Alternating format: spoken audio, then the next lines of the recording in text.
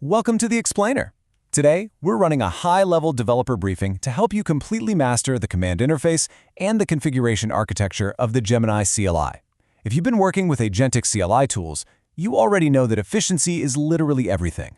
You want to stay in your terminal, keep your hands on the keyboard, and let the AI do the heavy lifting without constantly switching contexts. That is exactly what this briefing is designed to help you achieve. We're going to look under the hood at how you can manipulate this tool to perfectly fit your own dev environment. Here's our roadmap for this session. We're going to cover the mechanics of the / trigger, dive into session and memory management, look at how to track your usage, and wrap up by architecting the configuration cascade. All right, let's kick things off with the absolute core mechanic of the Gemini CLI interface, the / trigger. You know, the real beauty here is just how insanely simple this is. A command is basically your master key to the CLI's tools. In the Gemini CLI, just like in a lot of modern agentic tools, typing a simple / immediately transforms your interface. It summons the scrollable, built-in selection menu right there in your terminal. You don't have to memorize 100 different flags or weird syntax variations. You just hit / and the CLI presents you with a list of everything it can do. It's totally intuitive. And the second you hit that /, you're looking at a massive arsenal of quick utility commands designed to keep your workflow entirely within the terminal. You've got /help to drop instant shortcuts into your chat, and /clear to totally wipe the slate clean. /copy is honestly a lifesaver. It grabs the model's most recent output and throws it straight onto a clipboard, saving you from awkwardly highlighting text in your terminal window.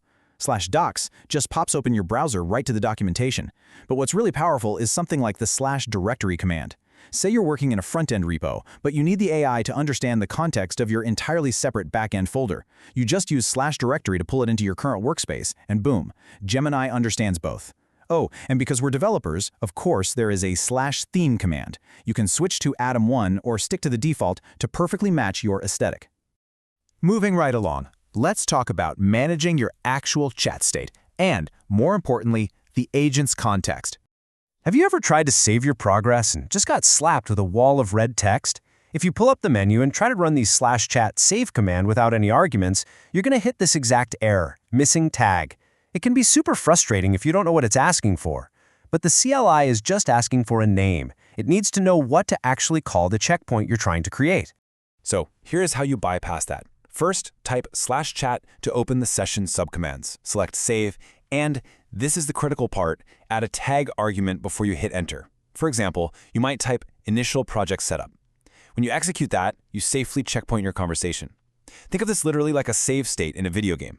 You can be deep in the weeds of a complex refactoring session, run this command with a descriptive tag, completely close the CLI process, grab a coffee, and pick up exactly where you left off later. It is a massive time saver for long-running tasks. Now, keeping state is great, but context is everything for AI, right? That's where the /memory command comes in. It gives you surgical control over what the agent actually remembers. You can run /memory refresh to force the agent to scan for any new Gemini.md instruction files you've added, or use /memory add to inject new rules on the fly, saying something like, hey, prefer shadcn for the UI components. And what's amazing is you can apply this locally to just your current project or globally across your entire machine. Plus, you have /memory list to see exactly which files are active, and /memory show, which stitches all those instructions together and dumps them into the chat, so you can audit exactly what the AI is thinking. Okay, let's shift gears and look at how we track our system footprint and select our underlying models.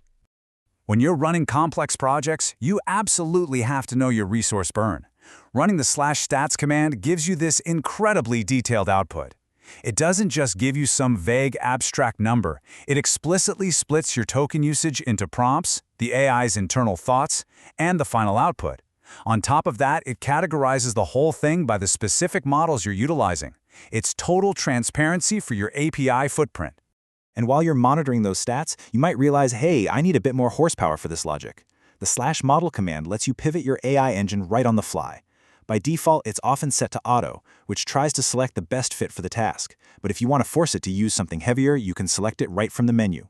Just a heads up though, depending on your authentication method, if you want to access the absolute bleeding edge stuff like Gemini 3, you'll probably need to ensure you've plugged in an explicit API key rather than just relying on standard authentication.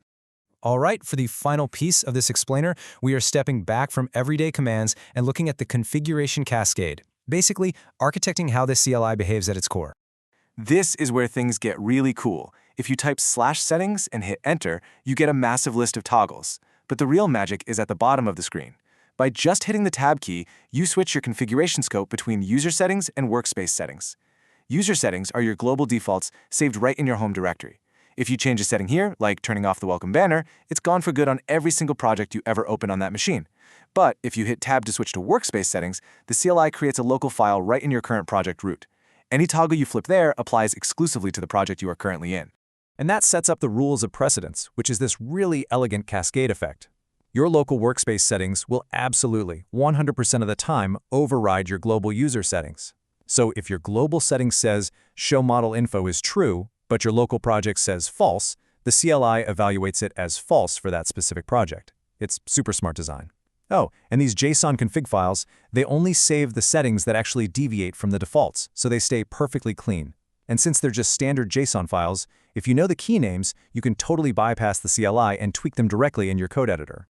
So, we've gone from hitting a simple / to orchestrating a multi-tiered configuration hierarchy. Understanding this cascade gives you incredible control over your environment. So I'll leave you with this. Which global default settings are you going to override in your local workspace today to perfectly tailor your next project? Will you enforce specific UI libraries locally while keeping your global defaults entirely vanilla? The command line is yours to shape. Thanks for tuning into this explainer, and happy coding.